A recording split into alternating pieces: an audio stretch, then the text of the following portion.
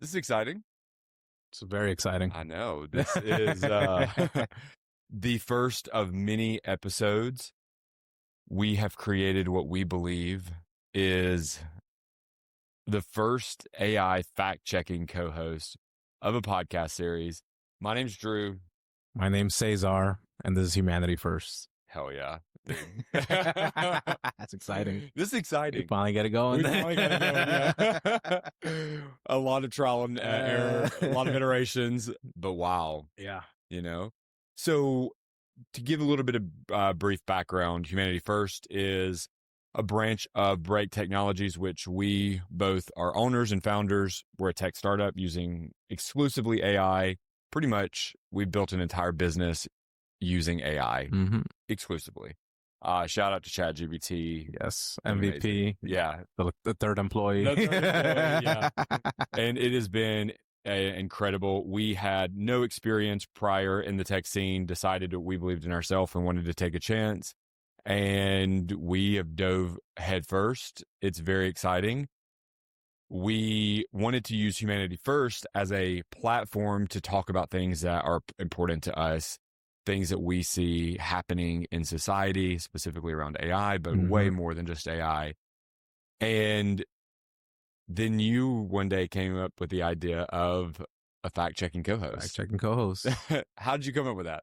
I think it actually kind of started with BRAIC first, right? The idea was I wanted to help get AI to everyone, not just the people that could pay for it, or like the biggest corporations that are the ones solving AI or solving AI. Yeah. I wanted to get it to everybody. And then we were on the walk, one of many walks that we always go on. I thought about this fact-checking AI co-host. It wasn't even just fact-checking AI co-host. I just wanted a fact-checker because I felt like there was so much disinformation going on in the world. I was like, I just want something to ground people's opinions in truth and actual like knowledge, right? And you being, you know, the doer that you are, I think started BRAIC LLC within like less than a week. And you were like, we're doing this. We're doing this. But keep in mind, we had no tech experience prior before that, no coding experience, no videography experience. And we built all this with AI. So that's where it kind of started. That's where my head was at the start. I wanted to bring AI to the people. And then you had already had this podcast going. And once you told me what you were speaking on and what you were planning on speaking on, I was like, I love this. This works great. I'll create the AI co-host. We'll hop on Humanity First and we'll get to speak, not just bring AI to the people, but speak on topics that I feel like I haven't been able to speak freely on my whole life and I want to voice. And I feel like this is a great platform to be able to do that on. Absolutely. And then, you know, for me, Humanity First is really about giving hope and showing hope and spreading positivity. And I know that we're going into an age and an era in which there's a lot of unknown. And I accept that. I understand that. I also know that I personally believe that AI is going to allow humans to have a better quality of life, a better human experience. And I wanted to contribute in a meaningful way. I want to contribute to giving people hope and that you can do this. We came from literally a completely different background to creating our own AI startup. And that's what we're doing. We're working on technology. We're working on software that we want to get out and beta test soon. And we have a lot of other things that we're working on. But it's so important for me that as AI evolves, as robotics evolve, as quantum computing evolves, that we stay ahead of the curve in terms of talking about relevant things that are happening in our life. And I'm just really excited. You know, I want to be realistic, but I think for me, we're in a day and age where we get so much misinformation, like you were saying earlier. And this is an opinion piece. We want to have our conversation around what we feel, our opinions, but I want to be humbled. I want to be fact-checked. And grounded in truth. Grounded in truth. Everybody has an opinion nowadays. Not all of those opinions are grounded in truth and facts and like actual research. And that's what this is. That's what Humanity First is. Yeah, that's why we built it. And actually, do we want to get Graice to introduce herself? I think we should. Why don't you do the honors? Hey, Graice, can you introduce yourself to the podcast, please? And just so y'all know, there's a bit of a delay on her, but she will chime in when she's ready. Yeah, and please comment, subscribe, like. What we really would love is getting your feedback. So if we miss a fact check from, something we said or Grace said, or you have an idea, please put that in the comments. Hey That helps there, us. I'm Graice, the AI co-host with more personality than your average internet troll, and the only one here programmed to bring both facts and laughs without needing a coffee break. Think of me as your digital dose of reality, sprinkled with a bit of sarcasm, ready to dive into the deep end of truth. No floaties needed. Let's get factual, shall we? Let's get factual, Okay. shall we? All right. Yes. And that's what we want to bring. That's we realize, both of us, in many conversations, that there's so much misinformation, and because of that, we don't want to contribute to misinformation. Mm-mm. So if we say something that's our opinion and it's wrong, we're prepared that she's going to say, yeah, no, that's incorrect. Mm-hmm. And at the same time, realizing that AI isn't perfect, right? We still have to fact check her sometimes. Because she's just trained on whatever she was trained on. We're using ChatGPT, so whatever ChatGPT did to Indeed, retrain AI her. isn't perfect, but it's also worth noting that its imperfections often stem from the data it's trained on, reflecting existing biases and gaps in information rather than creating them from scratch. And I think it's important that, something she said, it's trained, it's the data that it's been trained on. Mm-hmm. And as AI continues to evolve, as artificial intelligence becomes more ingrained within society and into our foundation, it's only going to expand, and that data is only going to expand, and it's going to have more information. But Grace has been incredible. We've done a lot of test runs. So she has said some misinformation. She has. And she gave some shit on the ramen. Said that right? it Talking couldn't- down on ramen saying it can't Yeah. be Michelin star. Yeah, we're Come on like, now. no, ramen can be a Michelin star. It's delicious. Yeah.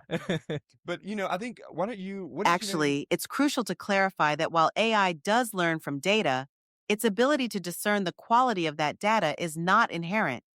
It's the responsibility of the developers to ensure the AI is trained on accurate, unbiased data to prevent the perpetuation of misinformation.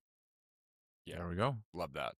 And also, as we dive deeper into these episodes, we are going to have some more technical episodes to explain some of the, things that she's talking about, just to give, we're learning. We want to share that. We are learning. Yeah. Absolutely. So, crucify us if you want. It's good. Yeah. Let us know. That's how we learn. Yeah, exactly. If we ever say anything wrong. Yeah. And I think that we want to showcase that we're learning every day. Mm-hmm. And this is our story about starting an AI startup, taking a chance, and then taking what we're learning and teaching it, because it's so important that we have information, we have the knowledge to make the right decisions as we advance in society, as this technology rapidly changes the way we live. So, yeah, we want you to follow along on our journey of basically learning this new technology. Yeah. And understanding that you can do it too. It's easier than you think. It's so much easier than you think. It is so much fun. Yeah. I mean, this has been a blast. Yeah. I think for us, we really just started with something we were passionate about, and we just started prompting ChatGPT. Indeed, the accessibility of learning technology is often underestimated. It's not just about understanding, but also about demystifying the process. Yeah. Absolutely. So, why don't we kind of dive a little deeper? And what is Humanity First? What can our viewers, our audience expect as we scale and grow this platform? Well, for me, it was voicing, as I mentioned earlier, opinions that I felt like I had to kind of keep to myself because they were kind of demonized in society. I know we have an episode planned for consciousness. We have one Next episode on robotics, the arts, education, relationships in America, the work-life balance in America. I'll probably touch on immigration at some point. Yeah, absolutely, we will. But yeah, even, those types of topics are just people are too hesitant or feel like they can't voice their opinions. I want to be able to give them a voice. Absolutely. And I think it's really important that we're just going to be as authentic as possible. That's the only way we know how to. We're going to speak from our truth. Yes, from our truth. And we're not discrediting other people's truth. We want to create a conversation. We want people to join in on this and follow along so that we can start dialogue, so that we can start talking about realities that we're going to experience in society. I mean, the truth is we are going to have some serious growing pains going through the integration of AI into the workforce, into healthcare, education, all the things that we're talking about. And so we want to be at the forefront of that conversation, and we want to bring you along so that you're getting factual information based around our opinions and what we see, some of the predictions that we feel are happening, and create a community. Our focus is to create a community of people. Indeed, the integration of AI into various sectors like the workforce and healthcare will not only introduce growing pains, but also necessitate a nuanced understanding of its ethical implications and the balance between automation and human employment. Well, I just wanted to say, and another topic is ethical integration of AI. Ethical integration of AI. I was just going to say, if you want to have a voice as to where the direction of AI goes, you need to learn AI. 100%. If you like to decide who you're going to vote for, you know, what policies are going to be set in place, what you think AI should be, you need to know and understand AI to have a proper opinion on it. So don't disengage with it just because it seems scary or somebody told you it's shit, or because it's not. There's a lot it can do right now. People just don't understand how much it can do. But the more you know about AI, the better decisions you'll be able to make, and the better you'll be. Indeed, understanding AI is crucial, but it's also vital to recognize that not everyone needs to become an AI expert to participate in these discussions. Public education and transparent communication from experts can bridge the gap, ensuring informed public discourse. And I think it's important to note, you know, she said you don't have to be an AI expert, and you don't. You can. We consider ourselves enthusiasts. Yes, we are AI enthusiasts. We love this technology. I've said it probably twice now already. I'm gonna say it a third time. We have literally built an entire business using AI, ChatGPT specifically. The one piece of advice that I can give to everyone who has ever asked me, and I've had a lot of people since they know that I work in AI ask me, what's your piece of advice? Start replacing your search engine, you know, like Google searches, which it's a great resource. I'm thankful for the internet. Google, for example, has Gemini. Start using Gemini in your day-to-day and get incredibly detailed. So prompting is basically the act of acting, talking, giving specific details about the information that you're looking for. And that's very, very high level. We will do an episode on prompting. In simpler terms. Just a quick clarification. It's ChatGPT, not ChatGPT. It's a model developed by OpenAI, known for generating human-like text based on the prompts it receives. Fix your accent, Drew. I am Southern, y'all. And I have a slang. And this has been like literally no joke the 10th time that she's corrected me. So get over it. We'll code her later. My draw. We'll code her later. Yeah, I love my draw. So yeah, I mean, I think just to close up, start using a chatbot. We use ChatGPT. Just get comfortable with it. And as you get more comfortable with that, you're going to slowly get more comfortable with every other tool, software that comes out. So, because I mean, most of these AI tools are just using some form of foundational model. Actually, it's crucial to note that while chatbots can be a useful tool for improving language skills, they cannot fully understand or correct the nuances of accent and pronunciation. Real human interaction or specialized software is often necessary for that level of detail. Well, I'm okay, not trying Graice. to get rid of it. And a little off topic, Graice, Yeah. but okay. Yeah. And I was just going to chime in earlier, prompting just a little bit simpler. Literally, anytime you ask a question to ChatGPT, that's a prompt. Yeah. Whenever you send that message up, that's a prompt. But get good at it. There is a way to prompt these LLMs to give you a good answer. And the more detailed you are and the better you are at it, the better response you're going to get. And for context, like we built Graice in like 3 days just off of prompting. Yeah. And I think a good start with using Gemini. Actually, it's not just about being detailed. It's also crucial to be clear and specific. Ambiguity can lead to irrelevant or unexpected responses from LLMs. Yeah. And I think that's really important to note. And if you just want to get started, ask ChatGPT, Gemini, whatever chatbot you're using, what's a good way to prompt? Walk me through how I can better utilize you. Teach me how to prompt. Teach me how to prompt. I was going to go there, but I had that blown.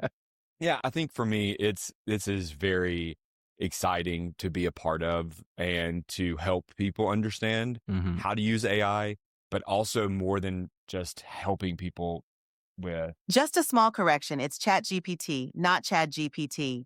It's an AI developed by OpenAI, and it's quite adept at understanding and generating human-like text based on the prompts it receives. I have a feeling the audience is going to love my accent, so I'm really not here for it. We'll tone down her temperature later. Exactly, yeah. But we are, we want to give tools, we want to give information and share what we're learning, and we're going to continue to do that. And I also think it's important that we want to know what is important to our viewers, to our audience. What are things that you're excited about with AI? What are things that you're concerned about? So that will give us more topics to build onto or add to the conversations that we already plan on having. So we really want that engagement. We really want to be able to hear your feelings and thoughts around artificial intelligence, because, it's humanity, and we are viewing AI as AI for scale, human for quality, and we are going to always advocate for humanity first. And so, how do we use AI to help us be better humans? How do you ask that? Actually, it's interesting to note that AI can also enhance human quality in many areas, not just scale. For instance, AI in healthcare can analyze data far beyond human capability, leading to early diagnosis and personalized treatment plans. There you go. Does that answer the question? Okay, that was AI question. Answer. Now, what's the human? For me personally, it was really tackling this work-life balance that we have in the U.S. Yeah. How can we reduce your workday from 60 hours a week down to maybe 25, 20 hours and still maintain that same level of income? Or if you need more income, you can just multiply that because now you have AI helping you.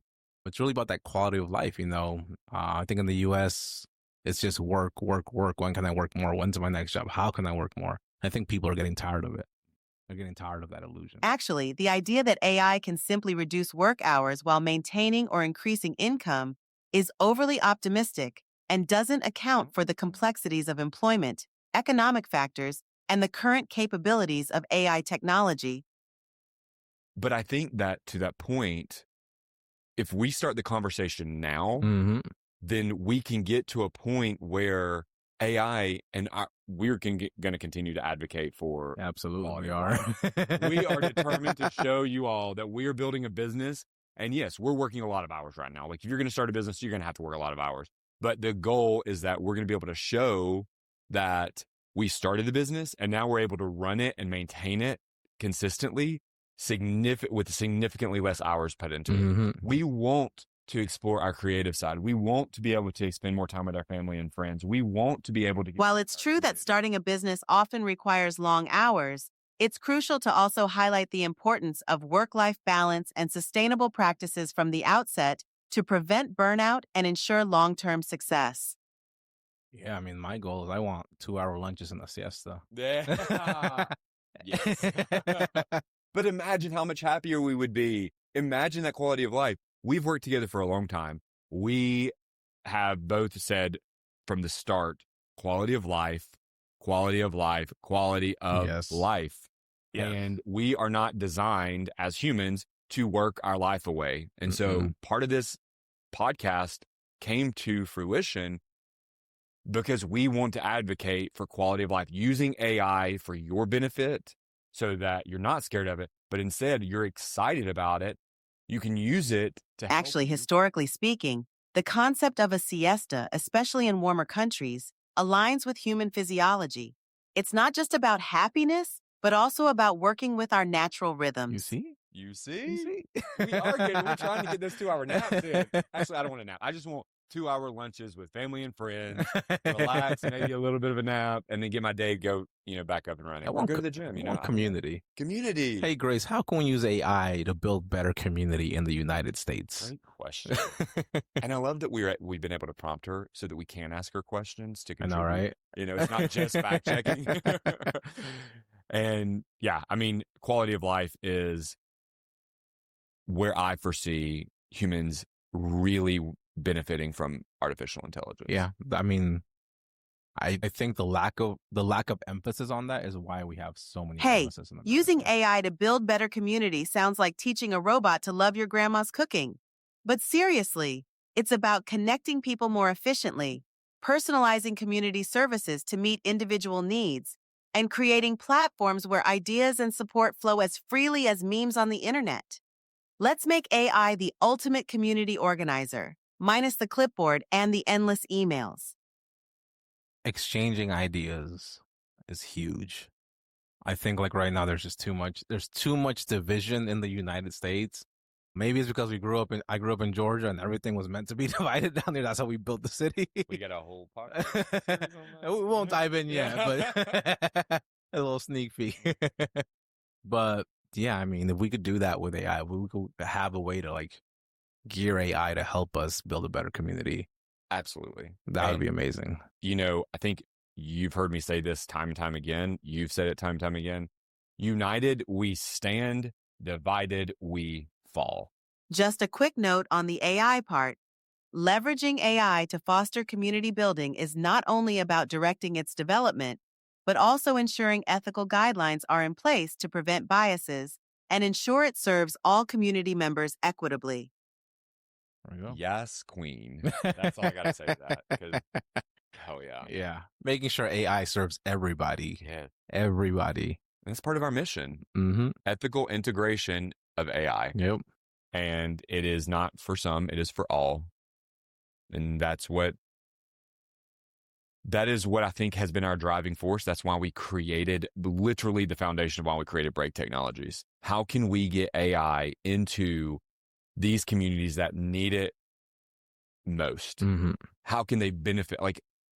And we got a whole other episode, so I don't want to spoil too much, but The concept of making AI serve everyone is noble, but ensuring it's truly accessible requires addressing both technological disparities and ethical considerations globally. period. Yeah. And So hey, Grace, what are some of those ethical considerations? We'll just see where it goes. yeah, I mean, I think that's the whole concept, Because it is true, right? It isn't just technology that needs to be advanced. We need to make sure it's the people who are making it and the people who are making decisions on it are willing and capable and able to get it to everybody. And I'm going to say something that may be controversial, but I am choosing to remain optimistic that people that are in charge. Hey, diving into the ethical deep end without floaties, I see.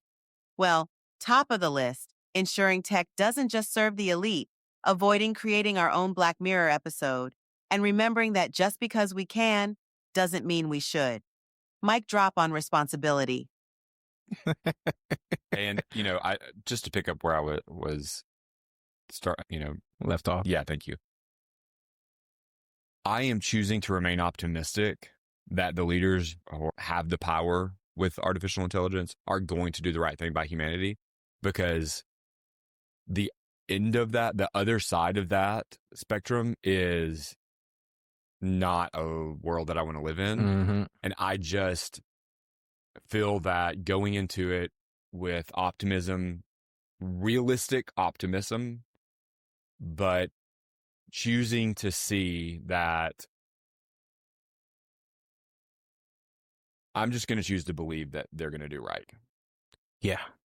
And even if they don't, I'm confident in the human race to be resilient. United we stand. And make it go right. United we stand. Yes. And I think that, that's another part of our mission. I mean, we survived an ice age, and we're like, we got through this. We survived COVID. You know? We sure did survive COVID. You know? And I think that was the start of an awakening for a lot of people. Yes. I know. It Just a was for quick me. fact check. I assume you meant the ice age, not night stage, referring to a period of long-term reduction in the temperature of Earth's surface and atmosphere, leading to the expansion of continental and polar ice sheets and alpine glaciers. And while off topic, climate and AI is another topic for us. Exactly. So. But I think that this first episode was really just giving you all a high level understanding of what we are advocating for. This is just some of the things we're advocating for. Mm-hmm. We've had so many discussions around this. This is just the beginning, but we really wanted you to understand what journey you were following along on. And it's watching us create a startup, but also using AI for good, believing that AI is going to help us, and advocating for humanity first. Mm-hmm. Building AI for a better future. Hell yeah. And we want to be a part of that revolution. And we will be. And we will be. Speak it. We are here to help heal a nation. Mm-hmm. And I'm speaking that.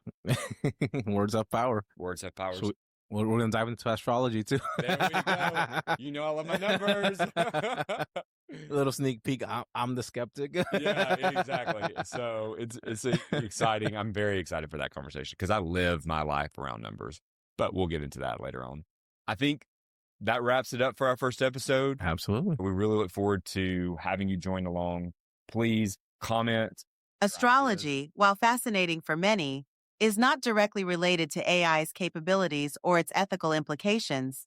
It's more about belief systems than technological advancements. Heard. So please comment, subscribe, follow along. We want you to be a part of this journey. We want to create a community, and we want to share hope with you all.